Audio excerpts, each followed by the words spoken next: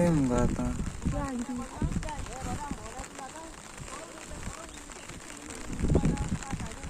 सांगीत असताना बसून गेला मग तो इथं सांगला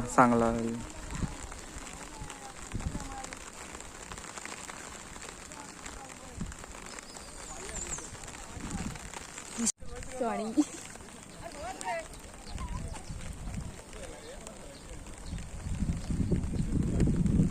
असं काय टेन्शन